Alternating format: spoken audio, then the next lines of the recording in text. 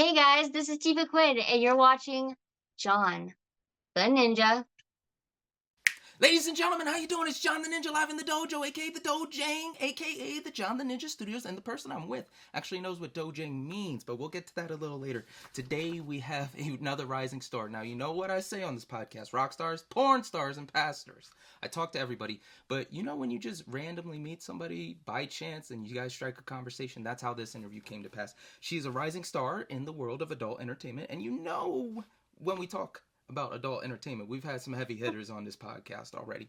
So she derived her name, which I do love this aspect, from video games and a little bit of comics. Her favorite character from Final Fantasy is Tifa, and if you already don't know, every girl in the world seems to love Harley Quinn, but that's how she got it. But don't let her love of anime, music, and videos fool you. She is a powerhouse in the world of adult entertainment. Jezebel Cams ranked her number one of 2023's newest rising star. She's been featured on avn.com literally just a couple of days ago. XBiz, she's worked with Team Ski, Vanilla Gaming Company, Petite 18, and a bunch more. But we're here, as I repeated myself twice, to talk about her story. So, ladies and gentlemen, please welcome warmly our friend Tifa Quinn. Mademoiselle, how are you? Hi, I'm good. Thanks for having me.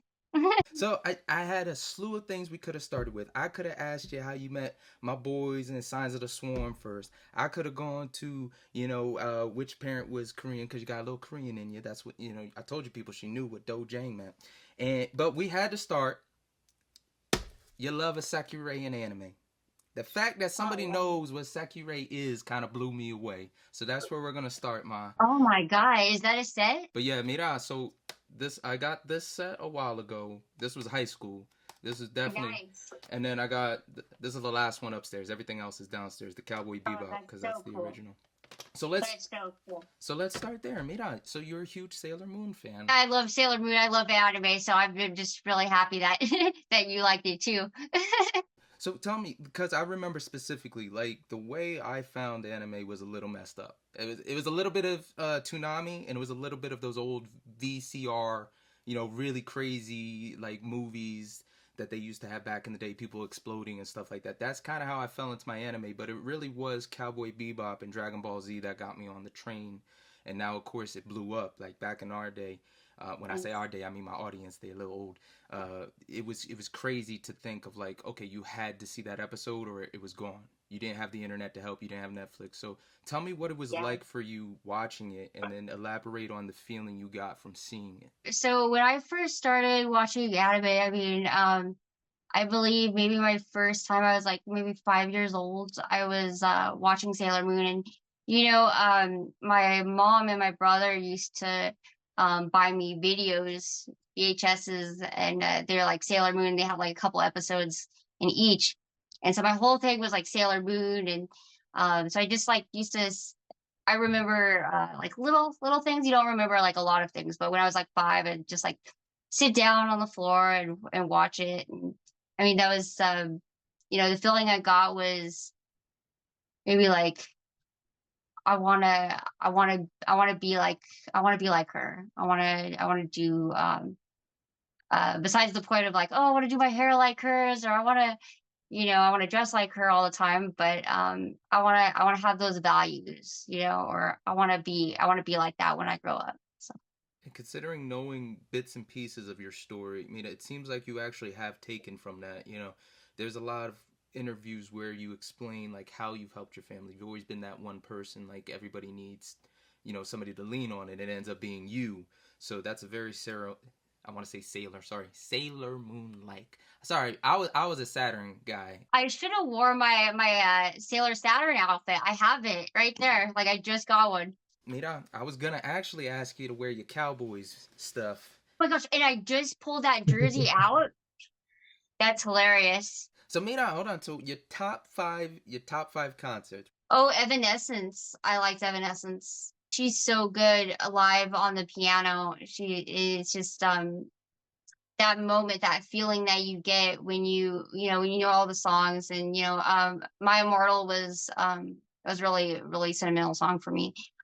So when she performed it live, you're just like, oh, this is incredible.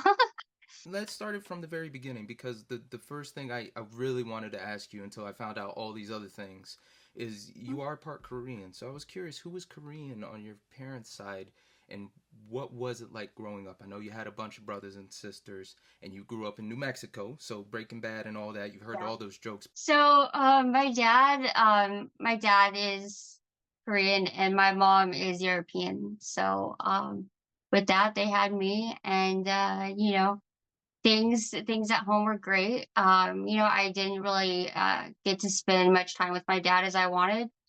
But my mom uh tells me things about him and what type of person he was, and I think, and she sees him in me, of course, and I see myself in my mom. I look just like my mom, but you can tell like there's some, I guess your mom can always tell you things more than you can see. So yeah, it seems like my mom has always been my rock, my love of my life, basically, and my best friend. So I could always be honest with her. And I was always a good kid, so I never really got grounding or anything. So that's a preside. And my mom also does, my mom also likes to cosplay too. So You did mention, I'm pretty sure it's the Playboy bunny that you guys have the matching tattoo on. And I'm like, why the Playboy? But I'm like, most people get like, mom's name, or they get the matching tattoo of like a cross or something. But I'm like, Playboy's decadent. It's saucy. So why? What was it that? Because you guys had to have talked and laughed about it and said, let's do it. our thing was we used to we're really like best friends. So we used to watch like the girls next door together, and we used to, I would be Kendra, she would be Holly. And I guess we would just, it just became a thing. And we were just always been really close with each other. And we used to, go to events together, raves and stuff, and just really get the bonding time there. And so basically, we just wanted to get something together. And I think it was more sentimental and meaningful to both of us. So hers is like a little pink one on her wrist, and mine's a blue one on my back. So Siblings. I'm an only child, or at least so I'm told. I want to be too shocked at the funeral.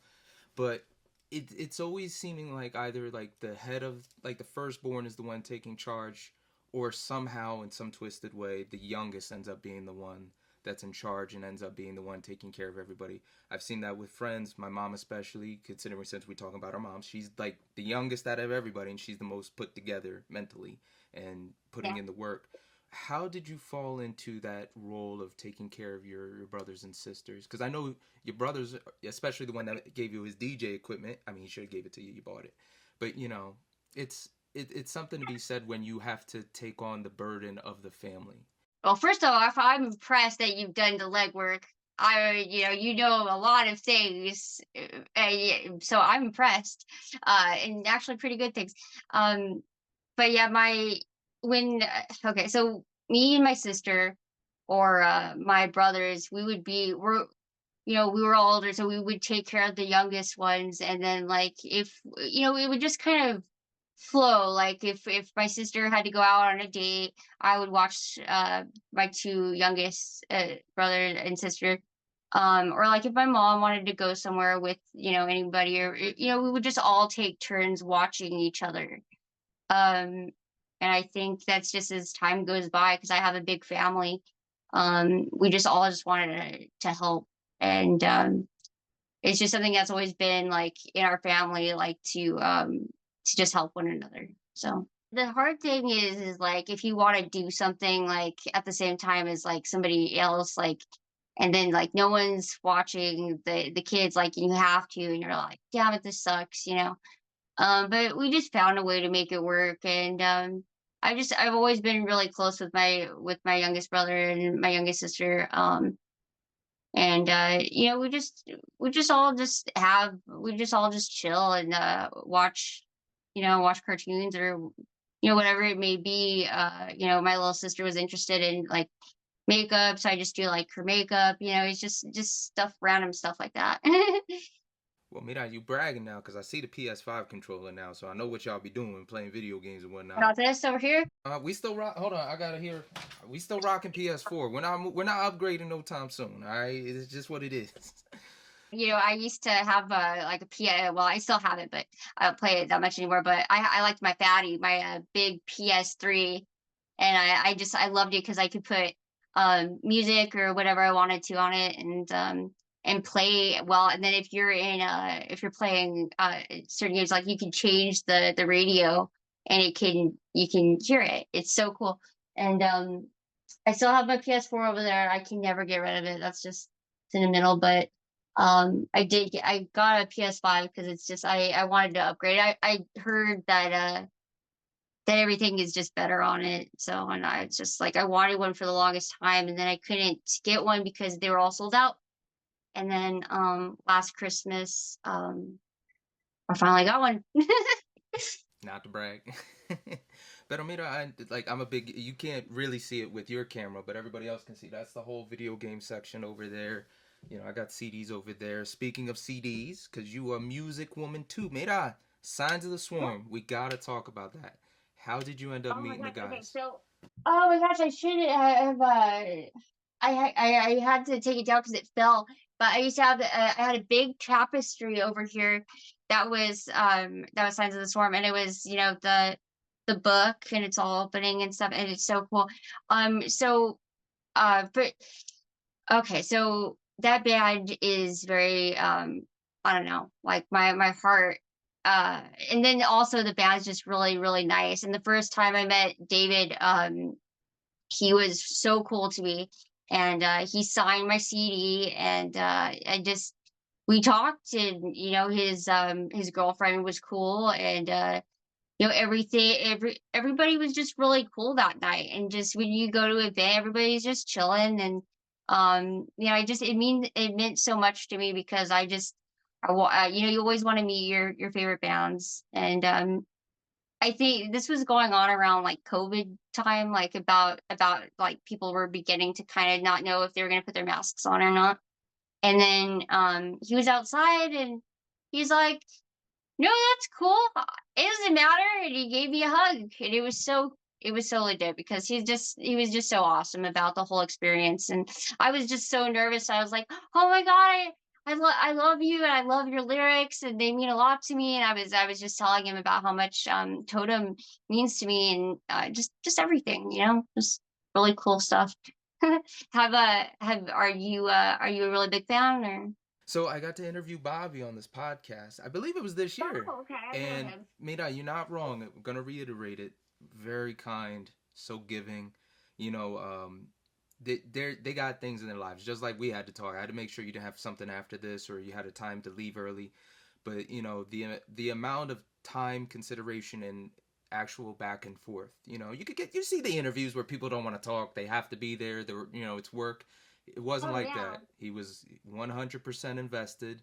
Even when I said stupid questions, we had to edit out. He didn't even laugh it off. He was truly a consummate professional, answering those questions, laying it down like I requested. And you can't be thankful enough, like you said when you met homie. So but yeah, don't get me wrong. They throw down. That's my type of music. I'm a big heavy metal hip hop Yeah. kid. You like the deathcore?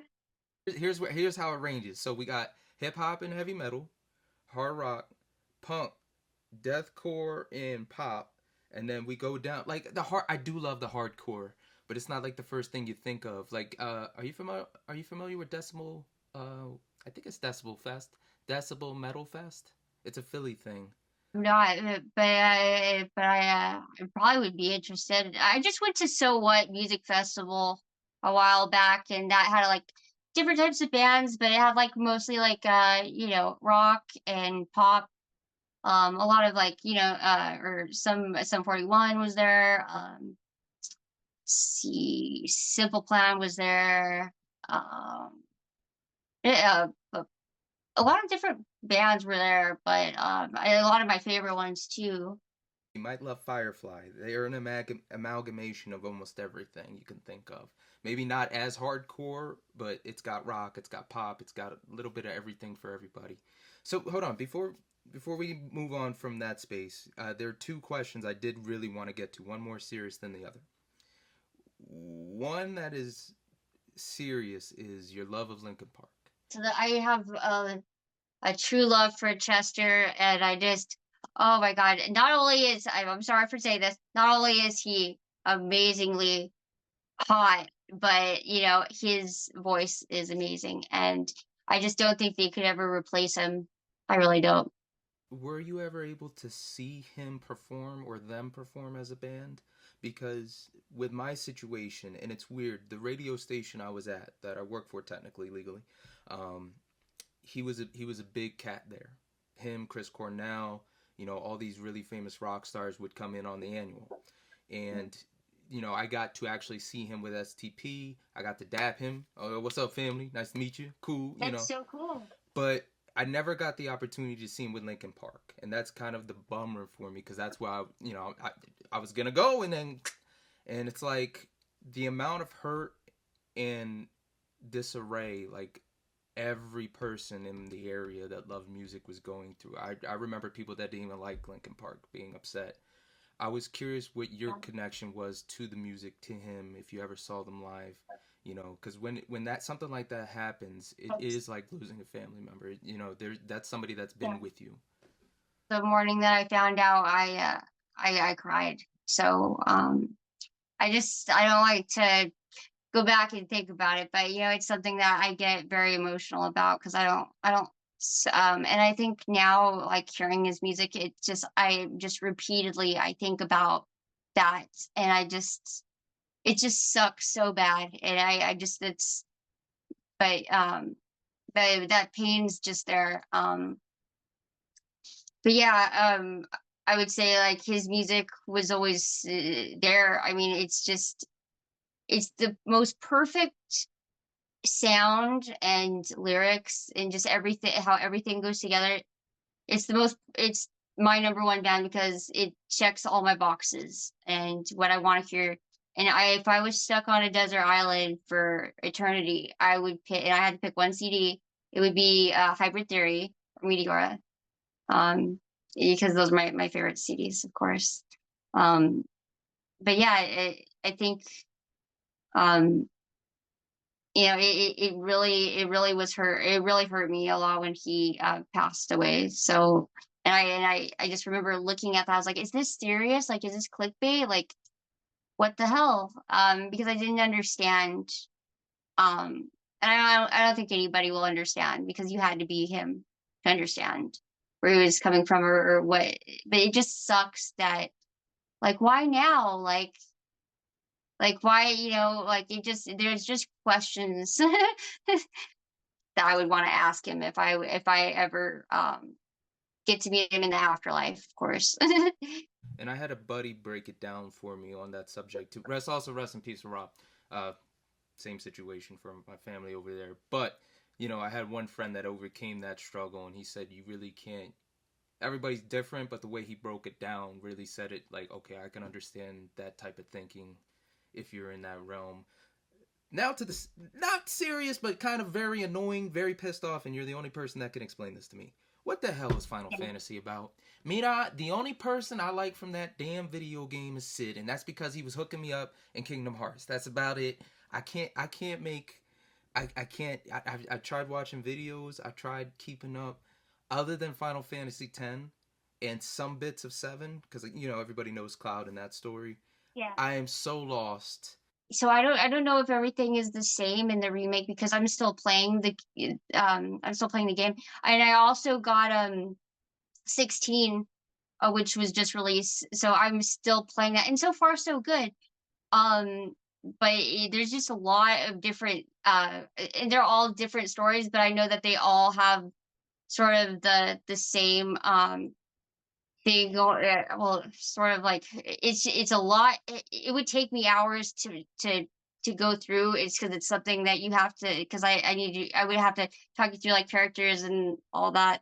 But I would say if don't bombard yourself with like a lot of different ones. I would say just pick one and then start at the beginning, or like um for 14, like A Realm Reborn. That's the first one. Just take when you're starting off, don't jump to like, oh, there's Inwalker out, um take time to actually, like, if you're a beginner, to go to the beginning and um like think of what it is and listen to what they're saying. I know there's like a lot to read, and I know because I have I'm ADHD, so I know, like, I get you're like bored, like reading and reading and reading. But just when you have time, just actually, because I don't want to have any spoilers and stuff and jump to it, but go and go to the beginning and start slow with like the first story, and if you have time, and read through the little thing, because I'm sure I'm gonna leave crap out. But yeah, it's special to me. And I think one of the ones that was special to me, if you can see that, you see that big poster? I do. I'm sorry. I saw the Slipknot first, but I do see the big one for. I don't. I can't see the Roman numeral. Is that X 12, 13, or it's 12 or 13? She's Lightning Farron. So she's and that story I really spoke to me a lot. She lost her sister Sarah, and I won't leave any I won't do any spoilers or anything, but it really touched me a lot. I know that sounds funny, but it really touched my heart.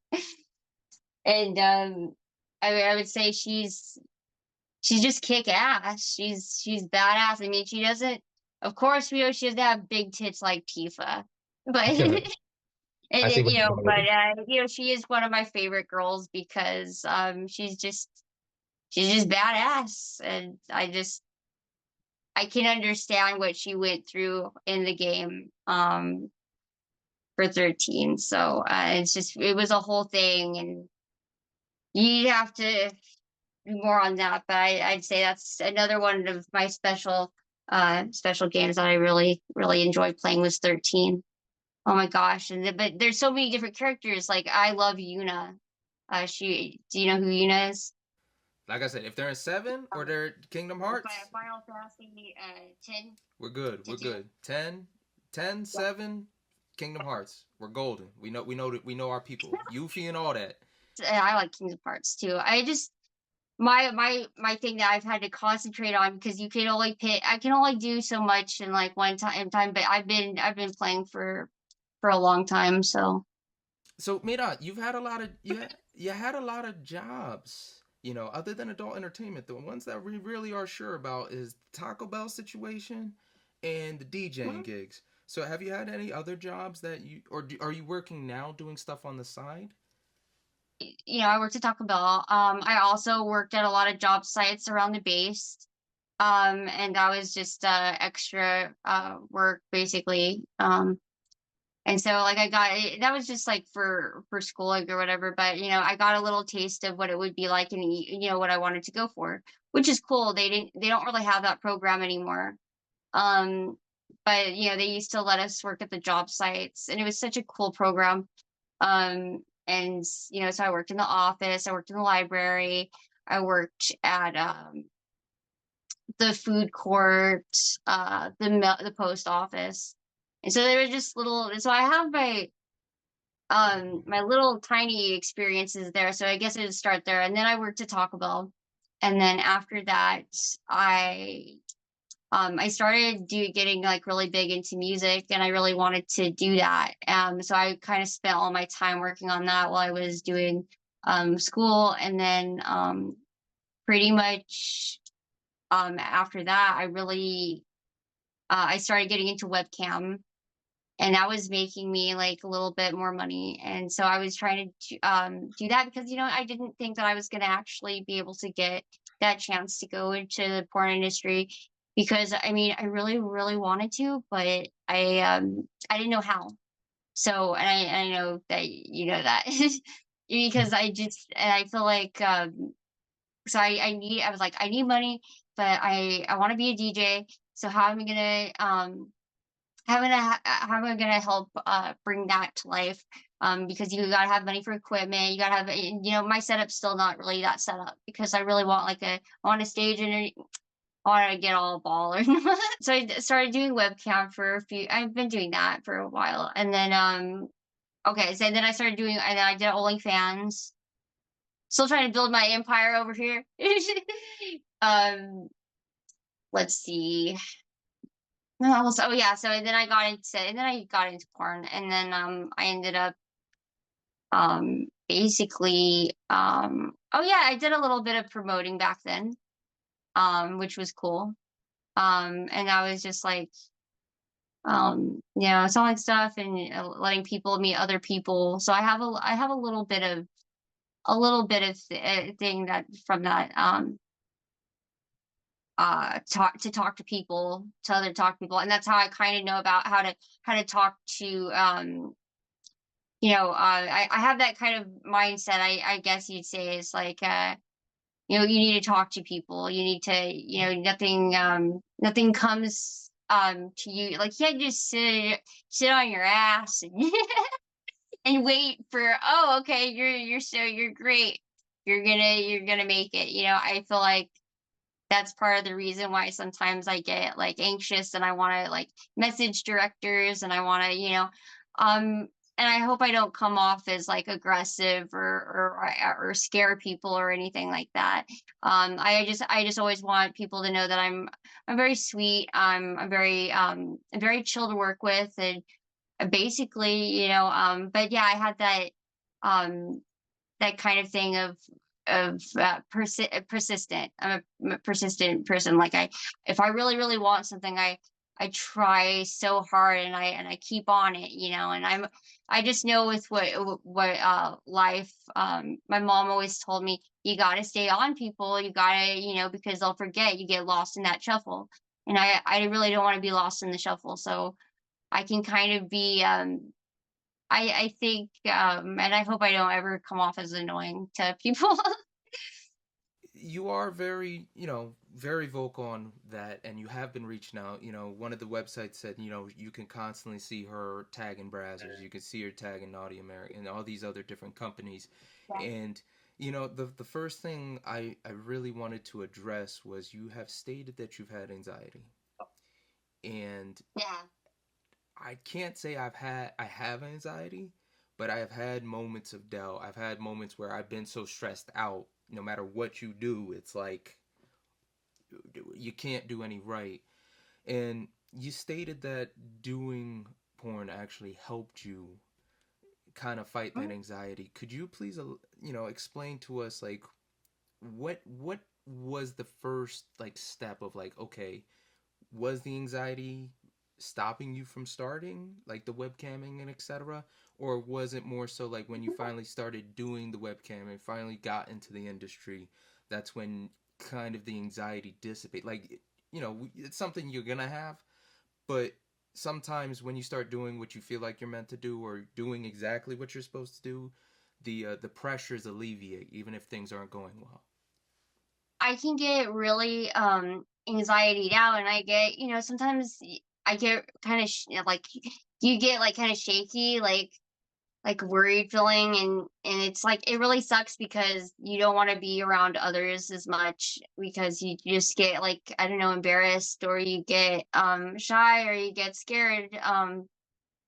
But what I really wanted to like achieve was not being like that, and kind of overcoming some of that fear and anxiety about I have anxiety about anxiety.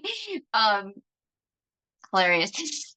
So I used to go on the webcam, and I used to play music um on my turntables, and I used to play music on there, and I used to just like jam out, or I dress like Harley Quinn and just be me, because I find like, that's how others like me, as when I was being myself.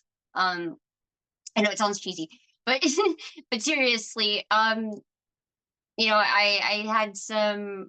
I think it was like a way because when I first meet somebody, it's like, oh, are they gonna like me, or am I doing everything that's right, or you just kind of fear that they won't like you for the type of person that you are, or so, I guess that's type of fear.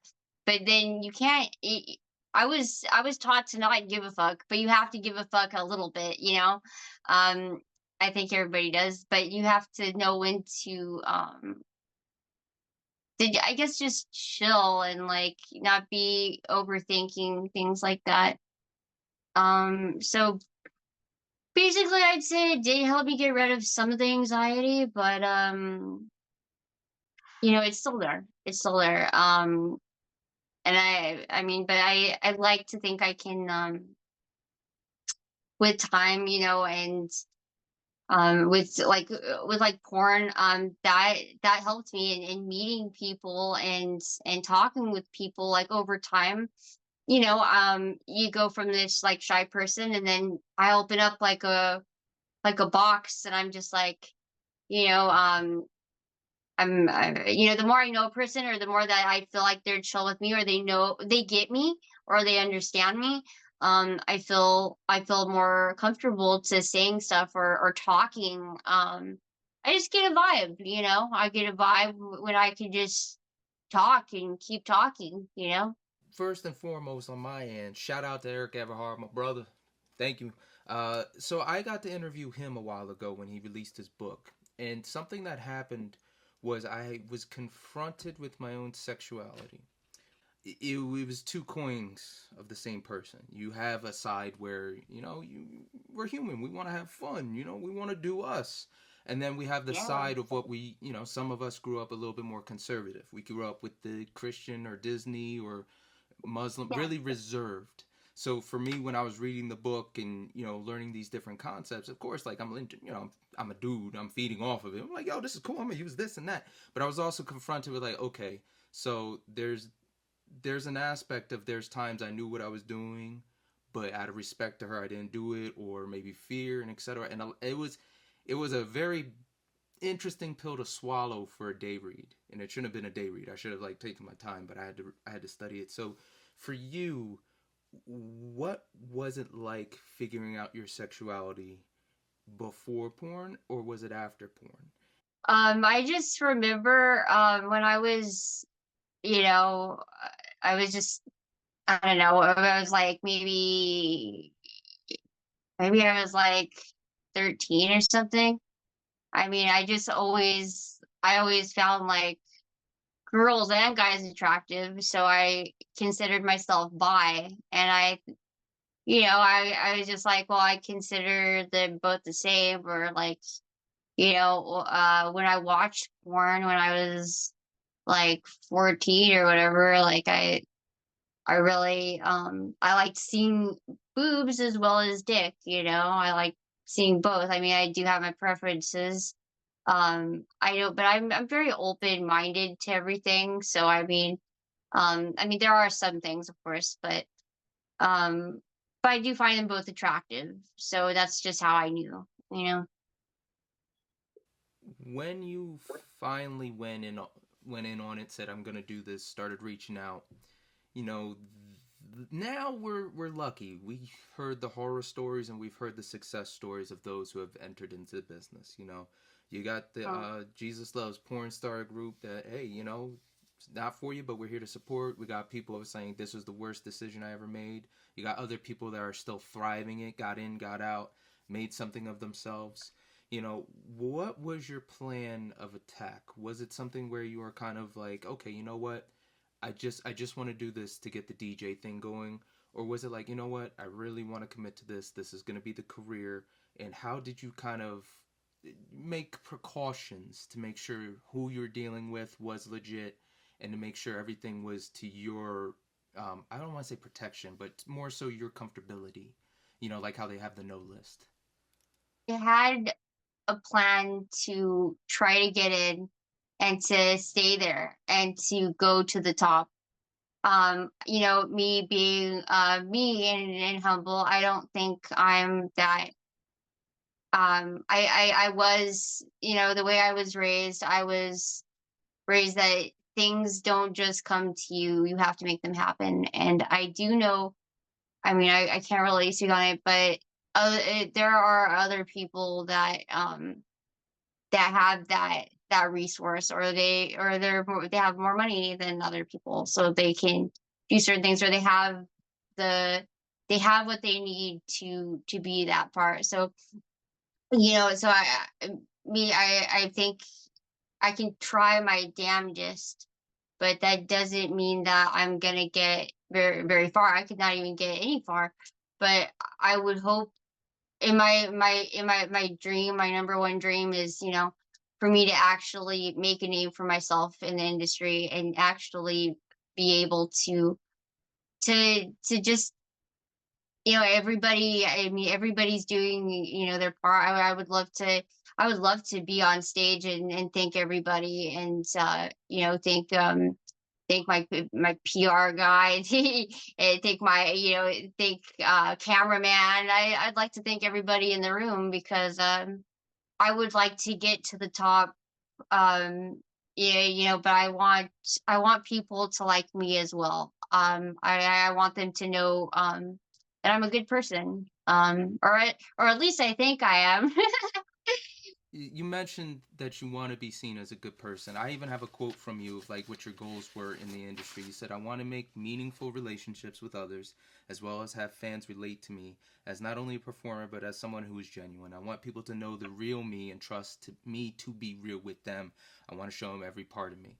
Now, it's cliche for performers in the industry to say like, people in the adult entertainment field are the most honest, they're most open, but there is some truth to that, because you guys are bearing it all, and even Don Juan, who just sang praises of you. I love him. He's a great guy. He's another one that's very genuine. And I think, freaking, I thank the heavens for meeting him, because he's been so great. He's been so awesome. And I think he's one person that I really care about in the industry a lot. It's one thing where people will say, "Hey, this is just sex," and then you got other people that say that you can connect on an emotional level. You know, Yeah. how was it for you being in this industry? Are you able to disconnect, like some people say? It's like, "Oh, it's just sex, that's it," and I go home. Do you like to keep that emotional aspect, like Angela White says? You can have like a spiritual experience with the person.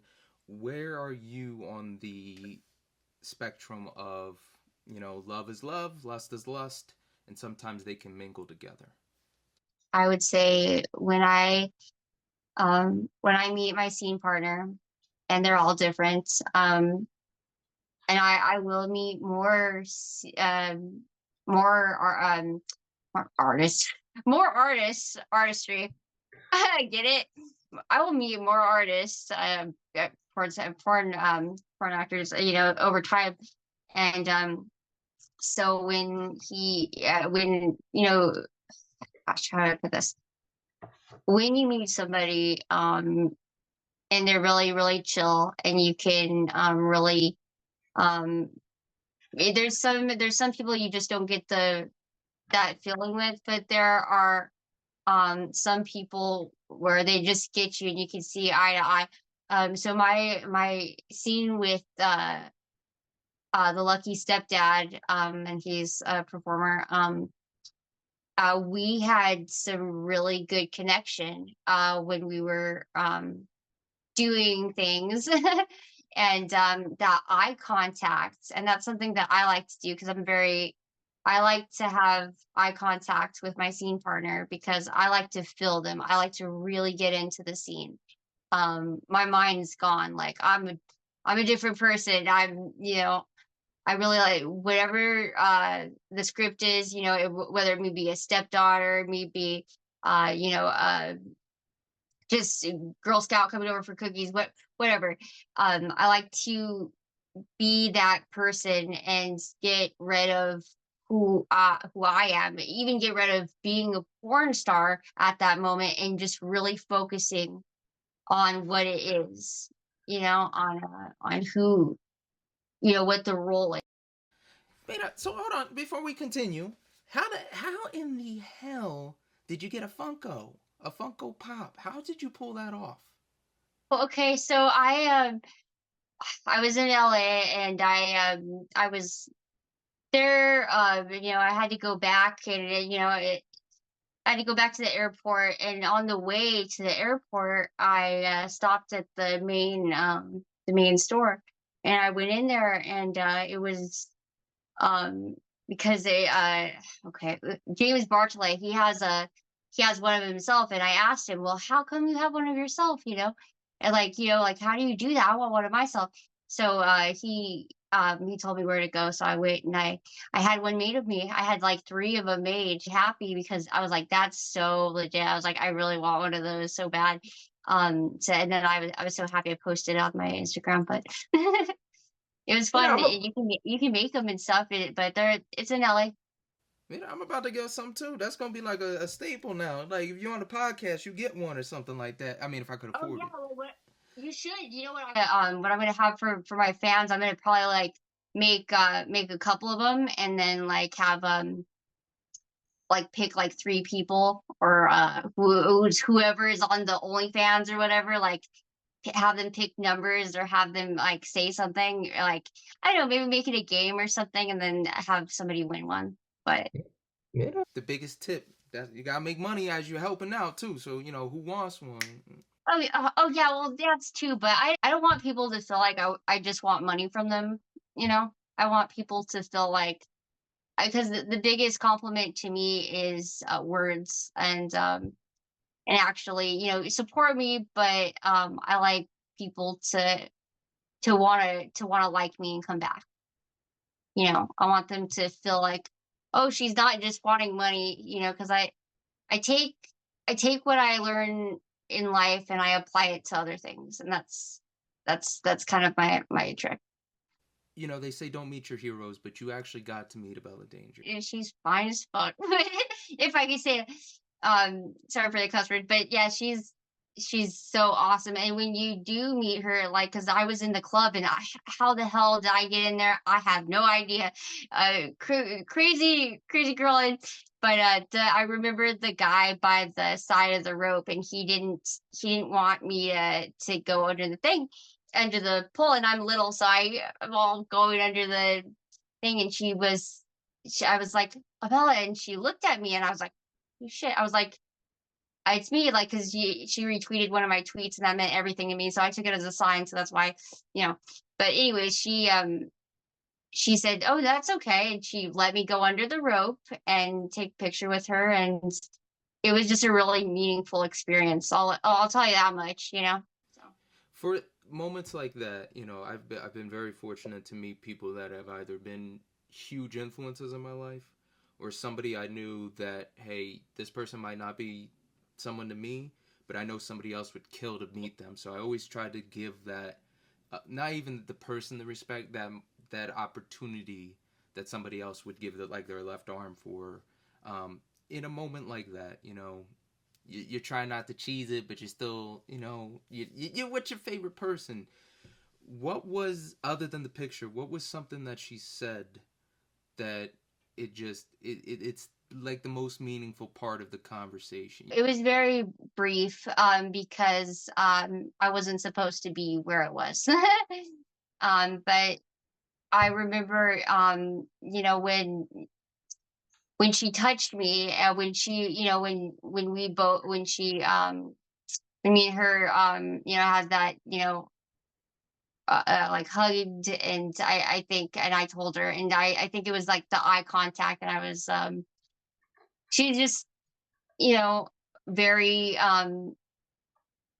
I felt like she was very welcoming. Like, she didn't say, we couldn't really hear because of the club, but I tried to tell her, and she was, I could see that, like, that interaction. So I don't, but yeah, she was just really cool about me being there, and so I feel like I would have, if anything, I would have liked to talk to her more. I really wanted to, but I didn't have that much time with her. But the experience of her actually, hey, you come under and actually welcoming me and hugging me and taking a photo with me.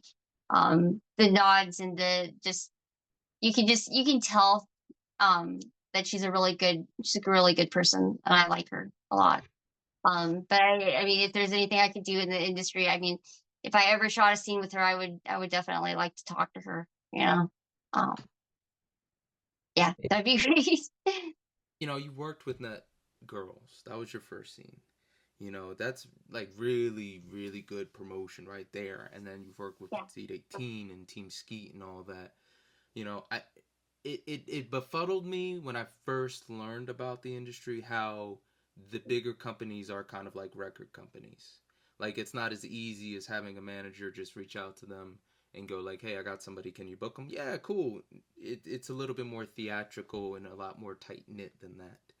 You know, what would you say has been more so your strategy other than reaching out to them on social media? How is the networking in that industry, and how do you feel like you're going to be able to rise to the top? I would say basically, um, I do know who I want to I do know some of the big names, but I don't know everybody. I'd say so. I mean, that's of course you don't know everybody. I do know a lot of the production companies I want to work with. I don't know who owns them. I would feel I want to talk to the main people. That's what I would like to do. And I mean I would like them to meet me in person, of course. And I do AVN's coming up and I'm gonna be there.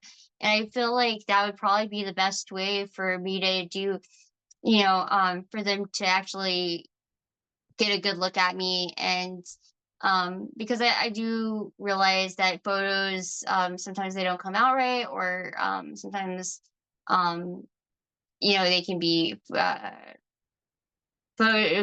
or whatever, because today that's what people do. But I want people to actually see me in person, and actually get a vibe from me and be like, okay, she's cool. You know what? I will consider maybe booking her for something, or I just want to actually have that, action, I guess. But I don't know. But like I said, I don't know everybody. I do know that what I want to achieve. I do know. Um, I would love to shoot for Vixen. I would like to do, but I don't know who exactly. How they pick people, or how. I mean, I kind of understand a little bit, but I don't know everything. And so in this industry, I've had to figure out things for myself. And that's been the most frustrating part, because I would like people to reach out to me, and for people to guide me a little bit, and because I don't know if I'm making mistakes. And then I think that by me trying to reach out to people, like I said, I don't want to come off as like aggressive or pushy, because I'm a very submissive person. I'm not very dominant. So, I mean, I'm always worried about how others may perceive me, or, stuff like that. Who would you say are some really good friends from the industry that you met and you just clicked with? You said you love I think her name is Coco. I'm saying Coco, but I do love her. I like Coco Lovelock. She was so nice to me my first AVN year, and I really appreciated it. I felt like she was really cool. I would like to shoot with her sometime, but I know she's got her own thing, but yeah. And then there's I did meet a few others. What's Right. Okay. So Jasmine, they're not a part of Cox anymore, but she was really sweet. And the last AVN, her and her husband, I went and met them, and I got to meet Mark Blaze that night. So I was very thankful for that. Mm. And that's how I got to shoot for Petite 18. because I actually got to meet him face to face. So that was a lucky night. Um, and then I think who else? There's a couple of others out there, but I think I haven't really spent that much time. And I haven't. There's another girl. And her name is Bree. And she's really cool. That I just met. So I'm just starting to meet other models. But I'd say the ones that stick out to me, I would say, are either Jasmine. Um, Crap, there's. Am I missing names? I don't know. And then I met a whole bunch of them at that event. They were cool. I took pictures with because I like to take pictures with people. So. You gotta explain to me. We're both Libras. I don't know what that means. What does that? I know I'm the year of the rooster. That's about it. So what is our sign? This is personal at this point. What is our sign? What does it mean to be an October baby? And how is this gonna make us money? Let's go from there. So Libras are very we're the only sign that's an object. We're not an animal or anything. Um I'd say I'd say we're just very different. Um we're a little bit crazy. We have I mean, I don't want to say like common things, but I'd say there's just each Libra has their very own unique thing about them, kind of almost magical, just so you say. And there's just certain things that have happened in a Libra's life um, that you could, I don't know. Libras are very lucky to have, and if you have one, sound like a book. If you have one, they have this extra type. I always feel like I have like an extra type of sense, like a almost magical type um sense where you just like like they can feel people, they can read people.